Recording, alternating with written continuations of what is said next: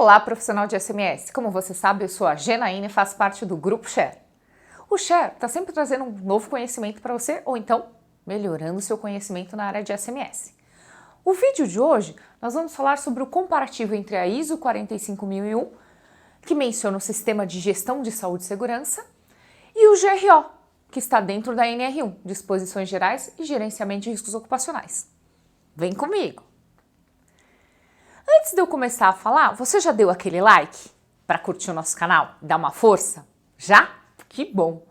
Não ainda? Aperta aí, dá aquele joinha. Se inscreva, se você não é inscrito, se inscreva no canal. Tem bastante conteúdo, muito interessante e creio que você vai aprender bastante. Agora, vamos ao assunto que nos interessa. A ISO 45001 e o GRO são sistema de gestão. A diferença tá que na ISO 45000 ela tem requisitos que, se não atendidos, podem te gerar uma não conformidade e impeditivo para você ter a renovação do seu certificado ou a manutenção do seu certificado. Então, o sistema da ISO 45000 ele é completo, robusto, com conteúdo. Já o GRO é normativo, obrigatório, porque está dentro de uma das NRs, então é obrigatório você ter. Mas ele é um sistema simplificado. Se você faz o comparativo da 45 com o GRO, você percebe que é gestão. O que a nova norma trouxe, a revisão da NR1 trouxe para nós, dentro do GRO, é gestão. Está pedindo para que tenhamos gestão. Ou seja, não somente as ferramentas de saúde, segurança e meio ambiente separadas, né, fragmentadas, mas sim que trabalhem em sinergia dentro de um sistema para que você tenha um desempenho de SST excelente. Um outro comparativo do item é o contexto da organização. Na 45000 ele traz isso, o contexto interno e o contexto externo. Referente à questão de ameaças também, então com relação à concorrência. Já na GRO, o que ele menciona? Ele menciona a descrição e caracterização dos processos e das atividades. Então você precisa conhecer muito bem os seus processos para entender os perigos, para poder identificar os perigos e avaliar os riscos. E aí sim, ter ações efetivas. No caso da 45000, você avalia o contexto da organização internamente e externamente com a questão da concorrência, normas internacionais, para que você seja competitivo no mercado. Mas de qualquer forma, é uma avaliação. Na 45000, nós temos um item sobre política de SST, que são as diretrizes que a empresa traz para esse assunto. No GRO, não exige que você tenha uma política, muito menos documentada como a 45001 pede. Então, esse item para o GRO não é aplicável. Você pode ter? Pode. Se a sua empresa já tem um sistema de gestão, por exemplo, você vai ter, e é certificado, você vai ter a política. Excelente, é uma diretriz a mais para reforçar que os colaboradores cumpram as normas de segurança, os procedimentos e as instruções. Se você não tem, você é obrigado a fazer? Não, não é obrigado a fazer para cumprir a NR1. Um outro item é a liderança e participação dos trabalhadores, que aí no caso da 45000 entra as partes interessadas, então clientes, fornecedores, prestadores de serviço. Já no GRO tem um item muito bacana dentro da NR1 que fala sobre consulta e informações aos colaboradores e subcontratados. Por quê? Os colaboradores eles precisam ser consultados sobre as atividades que eles desenvolvem, conhecer os riscos das atividades, os perigos, identificar os perigos e conhecer os riscos. Como é que você faz a consulta com os colaboradores? Muitos utilizam a CIPA, porque a CIPA tem membros dos empregados e membros do empregador. E isso ajuda a alinhar as informações. Então, tem participação dos dois lados. Então, é muito bacana essa questão. Um outro item é o procedimento. Então, na 45001, ele pede para que você tenha procedimentos e instruções de trabalho. Alguns procedimentos na 45000 precisam ser documentados, ou seja, precisa estar escrito em algum lugar. No caso do GRO, que está na NR1, ele fala de procedimentos. Procedimentos para quê? Para análise e investigação de acidente, para resposta aos cenários de emergência e outros procedimentos operacionais que você necessite. Então, esses dois, que é o de atendimento à emergência e investigação de acidente e doença ocupacional, esse está lá descrito que você precisa ter. Outros procedimentos operacionais, você tem porque é mais fácil para as pessoas seguirem. Agora a cereja do bolo está no item de identificação de perigos. Tanto a 45.001 traz como o GRO. E da mesma forma ele chama de identificação de perigos. Então não tem diferença na definição de um e na definição do outro ou como vai ser o levantamento. Você vai definir como você vai identificar os perigos, a metodologia que você vai utilizar, mas precisa identificar os perigos. E a identificação dos seus perigos vai entrar dentro do processo da matriz de risco, porque você precisa verificar os processos, verificar as atividades para poder identificar os perigos. Assim como você faz na 45.001, você vai ter que fazer para o GRO. Então, empresas que já têm certificação, na norma ISO 45.001, na antiga OSA 18.001, é muito mais fácil porque você já tinha o chamado planilhão, né, onde tem a identificação dos perigos, a avaliação dos riscos, as medidas de ação, a legislação. Então, para quem já é certificado, ficou fácil, porque aí você só faz a sua adaptação. Agora, quem não tem, vai ter um trabalhinho aí em cima. Avaliação de riscos. Nos dois, tanto na 45.001 quanto no GRO, tem que avaliar os riscos. Então, entra a nossa matriz de risco. Por quê? Porque você identificou o perigo, você vai precisar avaliar e classificar os riscos para você poder tomar as ações. Como é que você vai priorizar as ações se você não classificou e não avaliou os seus riscos? Então, a importância da matriz de risco está aí. Então, quem tem ISO 45.001 já tem matriz de risco e faz essa avaliação. Quem não tem, vai precisar criar uma matriz de risco e usar uma metodologia aí para poder desenvolver e classificar e avaliar os riscos. Desempenho de SST e melhoria contínua. Está tanto na 45.001 quanto no GRO.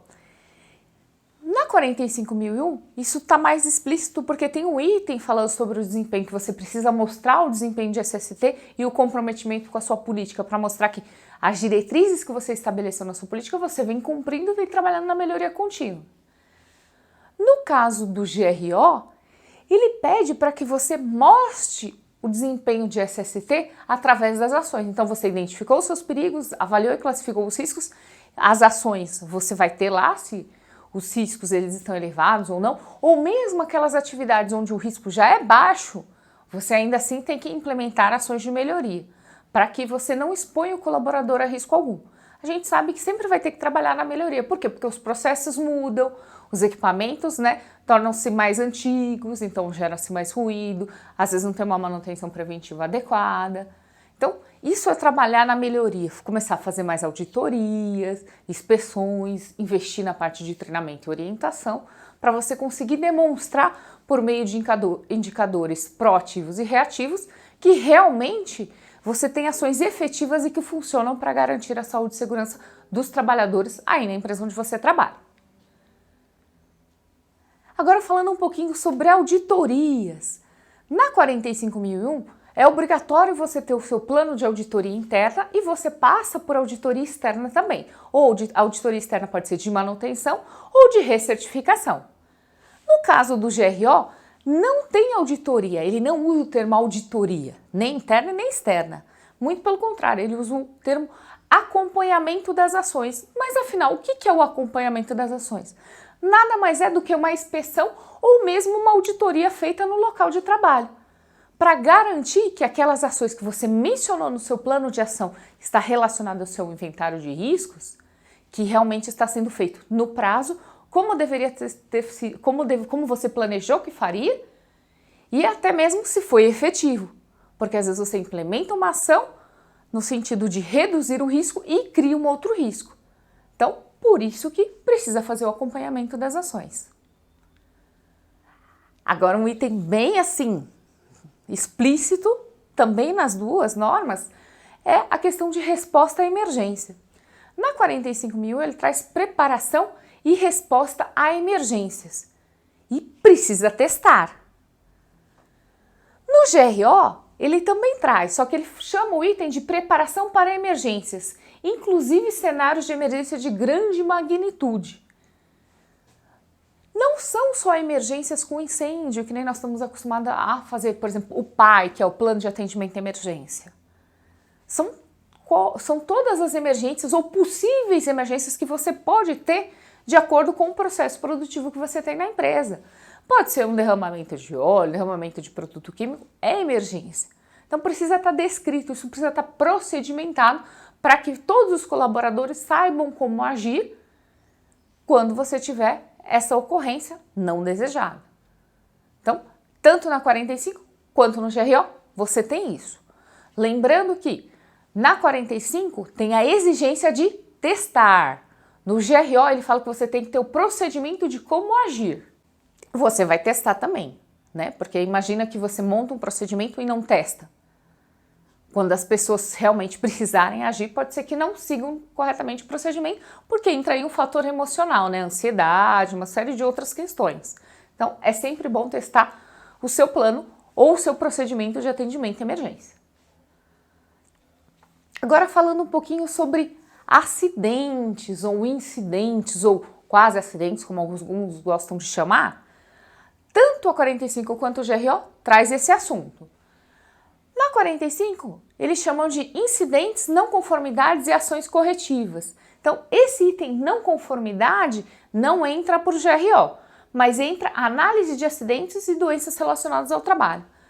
Tanto na 45 quanto no GRO, você vai precisar analisar, investigar os acidentes, documentar e tem que ter procedimento para dizer como é que você vai fazer isso.